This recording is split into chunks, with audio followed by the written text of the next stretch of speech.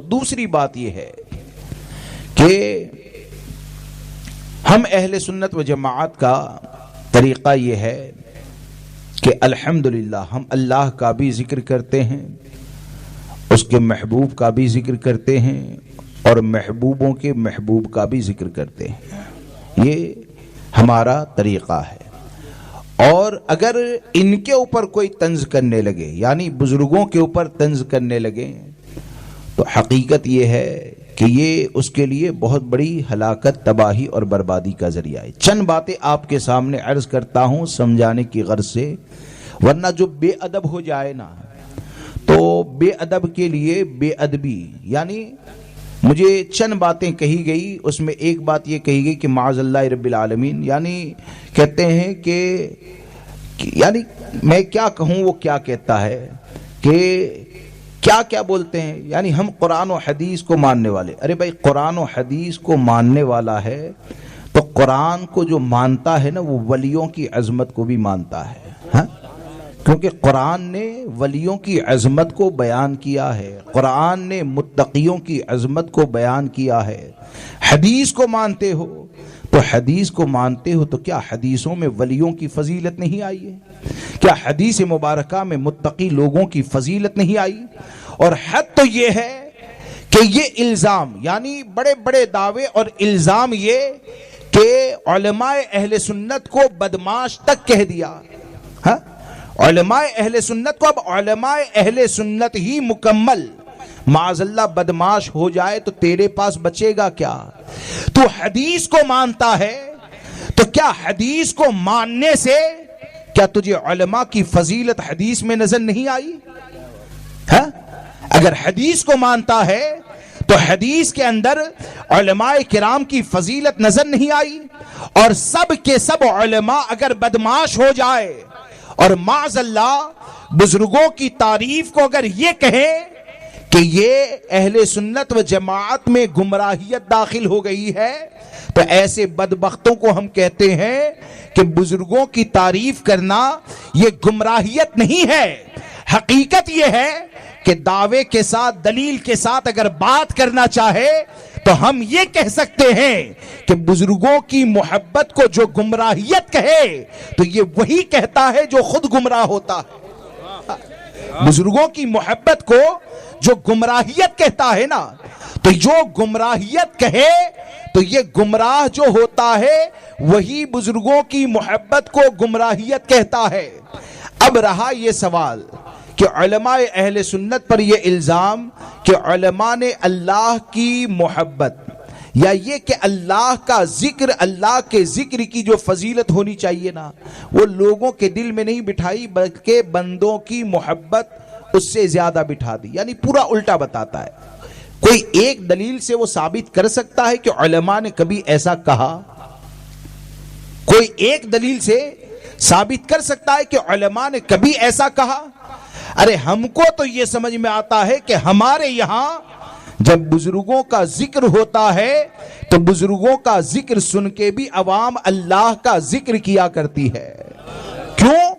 کہ جس کو جو بھی فضیلت عطا فرمائی ہے وہ اللہ تبارک و تعالیٰ نے عطا فرمائی ہے۔ اب بزرگوں کا ذکر کیوں ہوتا ہے؟ شاید حضرت سے کچھ حسد ہو تو میں آپ کو ایک چیز کہوں کہ ہماری حضور تاج الشریعہ سے محبت کیوں ہے بھائی؟ حضور تاج الشریعہ سے ہماری محبت کیوں؟ اور حضور تاج الشریعہ کا نام سن کر یہ جو سبحان اللہ کی صدا آتی ہے نا، تو کیا تم بھول گئے کہ سبحان اللہ یہ تاج الشریعہ کا ذکر نہیں ہے، اللہ کا ذکر ہے؟ ہاں؟ غوث اعظم کا نام سن کر سبحان اللہ کی صدا آتی ہے نا، تو یہ غوث اعظم کا ذکر نہیں ہے بلکہ اللہ کا ذکر ہے۔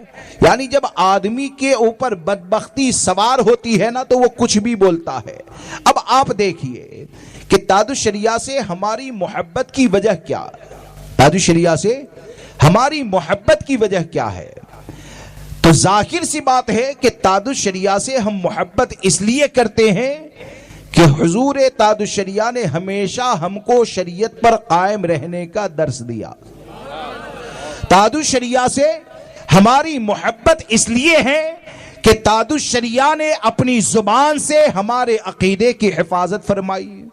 تاج الشریعہ سے محبت اس لیے ہے کہ تاج الشریعہ اس منصب کا حق ادا کرنے والے ہیں کہ جس منصب کے حق کے حوالے سے ہمارے آقا نے فرمایا کہ جب فتنے ظاہر ہو، گمراہیاں پھیلنے لگے، اور ایسے وقت میں اگر عالم اپنے علم کو چھپاتا ہے تو اس پر اللہ کی لعنت، فرشتوں کی لعنت، تمام لوگوں کی لعنت. جب یہ حدیث پاک کو ہم سنتے ہیں اور اس کے بعد تاج الشریعہ کا دامن ہاتھ میں آیا تو ہم اس کو دیکھتے ہیں تو ہم کو یہ نظر آتا ہے کہ تاج الشریعہ یہ آقا کریم صلی اللہ تعالی علیہ وسلم کی بارگاہ سے ایک رہبر کو جو عہدہ دیا گیا.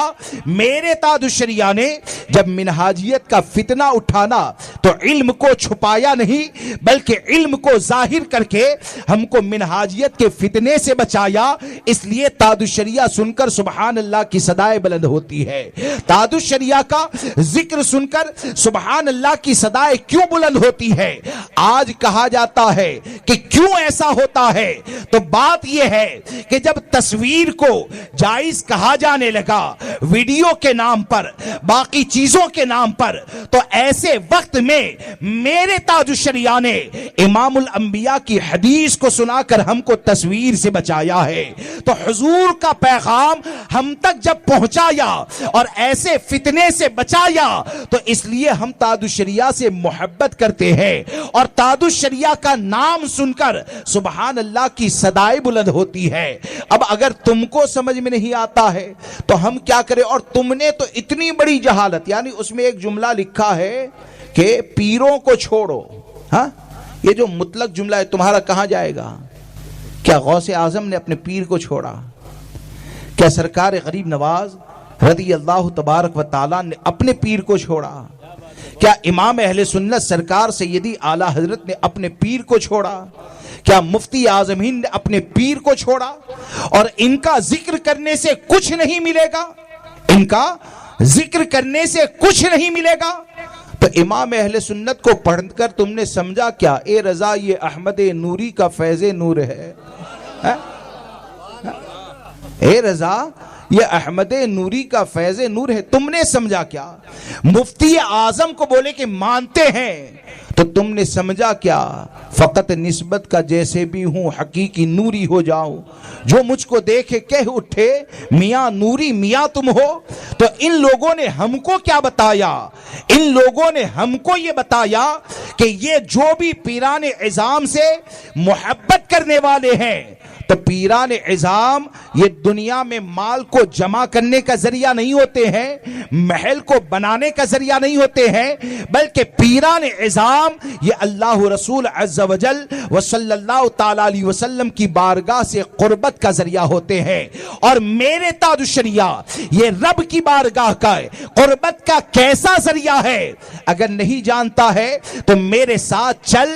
ہزاروں زبانیں بولتی ہے لیکن وہ فائدہ نہیں ہوتا ہے، لیکن میرے تاج الشریعہ وہ ہے کہ ہم چہرے دکھا سکتے ہیں کہ تاج الشریعہ کو دیکھا کفر نکل جاتا ہے اور عشق مصطفیٰ دل میں پیدا ہو جاتا ہے.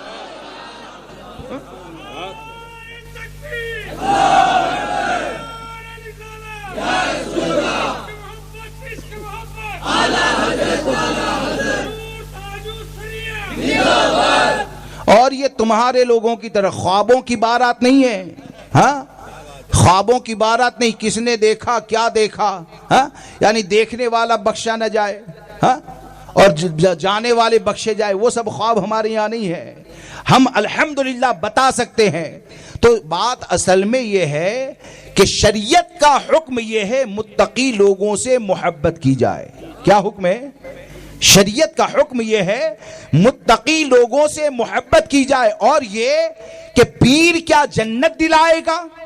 ہاں، پیر کیا جنت دلائے گا؟ تو پہلی چیز تو یہ ہے کہ ہم جن کو پیر کہتے ہیں نا وہ تاج الشریعہ جیسے متقی لوگوں کو پیر کہتے ہیں. ہاں، تمہاری طرح نہیں کہ عورتوں کی طرح مشابہت کرنے والے مداری کے ساتھ بیٹھ جاؤ. ہاں، مداری کے ساتھ بیٹھ جاؤ، اس کے لوگ مرید بھی ہوتے رہے تو ارے یہ تو ایسے لوگ ہیں کہ حدیث میں کسی پیر کی بات نہیں کرتا، حدیث میں عورتوں کی مشابہت کرنے والے پر ہمارے آقا نے لعنت فرمائی ہے۔ تو وہ تمہاری بدبختی ہے کہ تم ایسے کی گود میں جا کر بیٹھتے بھی ہو، مرید ہوتے ہوئے دیکھتے بھی ہو، اور ایک ہم ہیں کہ ایسے کے قریب جاتے ہیں کہ جس کا نعرہ یہ ہے کہ جو پیا کو بھائے اختر وہ سہانا راگ ہے، جس سے ناخوش ہو پیا وہ راگنی اچھی رہی۔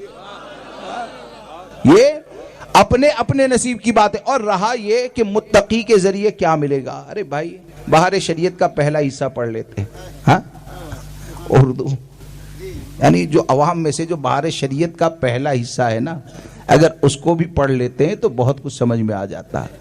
اگر یہ سمجھ میں نہیں آتا ہے تو ایک دو کتابوں کے نام ہم سے لے لو، اور ہم سے ایک دو کتابوں کے نام لے کر میدان محشر میں شفاعت کون کون کرے گا اس کو پڑھ لو، ہاں میدان محشر میں شفاعت کون کون کرے گا اس کو پڑھ لو، تو انشاءاللہ وہ شفاعت کرنے والوں میں تاج الشریعہ بھی نظر آئیں گے، مفتی اعظم بھی نظر آئیں گے، امام اہل سنت بھی نظر آئیں گے، سلطان الہند بھی نظر آئیں گے۔ حقیقت یہ ہے کہ ارے بھائی بات یہ ہے کہ جب یہاں تک کہا گیا کہ کسی عورت کی مس ڈیلیوری ہو جائے نا، یعنی کچا بچہ پیدا ہو، تو کیا کہا گیا؟ صورت اگر ظاہر ہوتی ہے نا تو اس کا نام رکھیں، بہتر یہ ہے کہ لڑکا ہے تو محمد نام رکھ دیں، ہاں اس کو دفن کیا جائے۔ وہ کیا ہوگا پتہ ہے؟ یعنی جو مردہ بچہ پیدا ہوا، کچا بچہ پیدا ہوا نا، کل میدان محشر میں وہ اپنے ماں باپ کو کھینچ کر جنت میں لے جائے گا۔ ہاں تو کیا میرے تاج الشریعہ کی طاقت اتنی بھی نہیں مانی؟ ہاں کیا متقی لوگوں کی طاقت اتنی بھی نہیں مانی؟ شاید تم نے اپنے جرموں کو دیکھ کر اپنے اوپر قیاس کیا ہوگا، کیونکہ تم سادھوؤں کو ہار بھی پہنا لیتے ہو، اور ہمارے یہاں یہ نہیں۔ اور یہ کہ سیاست ہے تو کرنا پڑتا ہے، تو اس بات کو یاد رکھ کے چلیں کہ ہمارے اسلاف نے سیاست کی ہے، لیکن سیاست وہی کی ہے جو شریعت نے اجازت عطا فرمائی ہے، جو شریعت مطہرہ نے اجازت عطا فرمائی ہے۔ اب تم اپنے جرموں کو دیکھو تو اپنے جرموں پر متقی کو کیوں قیاس کرتے ہو؟ کیونکہ یہ ہار پہنانے والے یا ایسے حرکتیں کرنے والے وہ تو ایسے ہوتے ہیں جو میدان محشر میں ایک دوسرے کے دشمن ہو جاتے ہیں، لیکن میرے تاج الشریعہ اپنے وقت کے اس متقی کو کہا جاتا ہے کہ جو تقوی کی اس بلندی پر فائز ہے کہ تاج الشریعہ ایک طرف کھڑے ہوں گے اور انشاءاللہ ہم جیسے گنہگاروں کو کھینچ کر جنت میں لے جائیں گے۔ کیوں کہ ہم نے تاج الشریعہ سے محبت کی ہے رب کی رضا کے لیے، تاج الشریعہ سے محبت کی ہے دین کے لیے، تاج الشریعہ سے محبت کی ہے شریعت کے لیے۔ اور قرآن کیا اعلان کرتا ہے؟ الاخلاء یومئذ بعضهم لبعض عدو الا المتقین، یعنی قرآن کا یہ اعلان، یعنی قرآن تو کم سے کم پڑھ لو۔ تم یہ کہتے ہو ہم قرآن و حدیث کی بات کرتے، ایک بھی حدیث بیان نہیں کر پاتے، ہاں ایک بھی حدیث بیان نہیں کر پاتے۔ یہ آیت پڑھ لو، اس آیت کی تفسیر پڑھ لو، اور کون سے گڑھے کی طرف جا رہے ہو اللہ توفیق دے تو سچے دل سے توبہ کر لو کہ یہ جو قرآن میں فرمایا الاخلاء یومئذ بعضهم لبعض عدو، یعنی دوست ان قریب آپس میں دشمن ہو جائیں گے، الا المتقین مگر پرہیزگار۔ کیا مطلب؟ مگر پرہیزگار کیا مطلب؟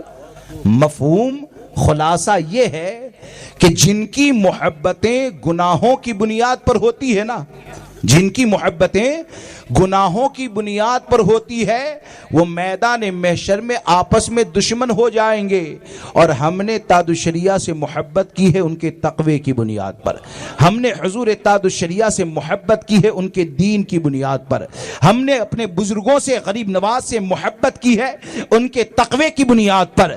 تو الحمدللہ ہمارے سب بزرگ ایسے ہیں جو ہم کمزوروں کا ایسا سہارا ہے کہ ان کا صدقہ یہاں بھی کھاتے ہیں اور ان کے صدقے میں میدان محشر میں نجات بھی مل جائے گی۔ میری بات سمجھ میں آ رہی ہے؟ تو ایسے لوگوں سے بچیں، بلکہ یہ تو ایسے جملے کہنے لگے ہیں جیسے کہ کوئی بد مذہب نہ بولتا ہو۔ آج تک یہ زبانیں دیوبندیوں کی ہوا کرتی تھی، اور یہ کہ اس سے کیا ملے گا، ہاں اس سے کیا ملے گا؟ تو میں آپ کو ایک مثال بتاؤں کہ بزرگوں کے ذکر سے کیا ملتا ہے. ایک مثال میں دیتا ہوں. یہ کرسی ہے, یہ کرسی جس نے بنائی, یہ کرسی کی تعریف کرو گے, تعریف کرسی کی, لیکن کرسی بنانے والا تعریف سن کر خوش ہوگا کہ ناراض ہوگا؟ ہاں, خوش ہوگا نا. جب کرسی والا خوش ہوگا تو حقیقت یہ ہے کہ غوث اعظم کو غوث اعظم کس نے بنایا؟ اللہ نے بنایا. غریب نواز کو عطا رسول کس نے بنایا؟ اللہ نے بنایا. امام اہل سنت کو مجدد کس نے بنایا؟ اللہ نے بنایا. تاج الشریعہ کو اپنے زمانے کی متقیوں کا سردار کس نے بنایا؟ اللہ نے بنایا. جب اللہ نے ان سب کو بنایا تو ان کی جو بھی تعریف کرے گا تو حقیقت یہ ہے کہ یہ بنانے والے کی رضا کا ذریعہ ہے. اور ان کے اوپر عیب لگانا, یعنی یہ کرسی جو ہے نا, یہ کرسی جو ہے نا, تو اس کرسی میں اگر عیب کو لگایا جائے تو آپ مجھے بتائیں بنانے والا راضی ہوگا کہ ناراض ہوگا؟ ناراض ہوگا نا.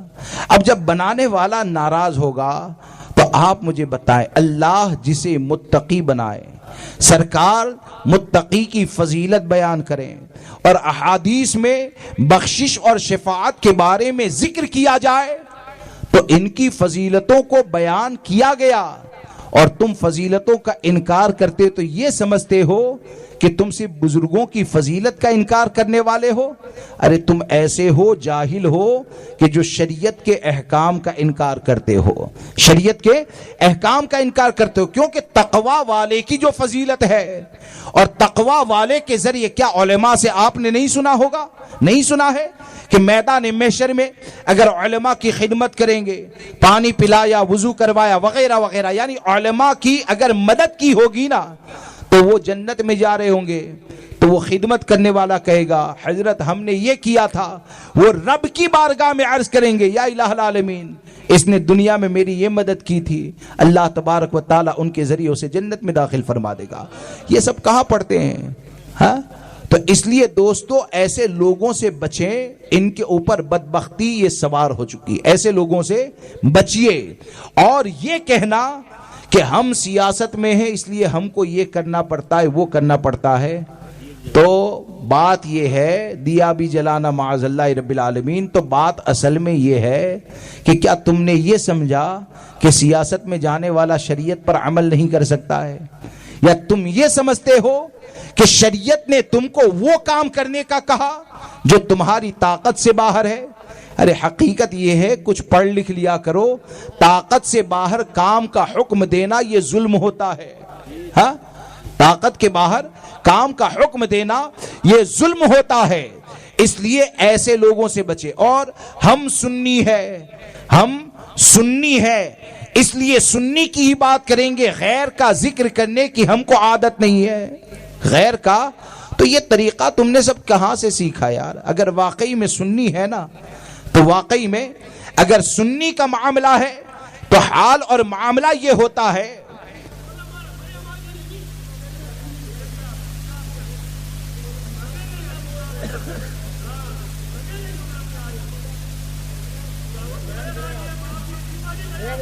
دو شریف پڑھ لیجیے. اللہم صلی علی سیدنا و مولانا محمد معدن الجود والکرم وآلہ و اصحابہ وبارک وسلم صلاۃ و سلام علیک یا رسول اللہ صلی اللہ تبارک و تعالی علیہ وسلم. اس لیے دوستو اس بات کو یاد رکھ کر چلیں کہ ہمارا کام یہ ہے کہ شرعی دلائل کے ذریعے اپنی باتوں کو بیان کریں, اور شرعی دلائل کو بیان کر دیا گیا اس کے بعد کون کیا کہتا ہے, کس کی طرف سے گالی دی جاتی ہے, اس کا جواب دینا یہ ہمارا ذمہ نہیں ہے. ہمارا ذمہ ایک ہی ہے کہ جو شریعت کا حکم ہے اس کو کھل کر بیان کر دیا جائے.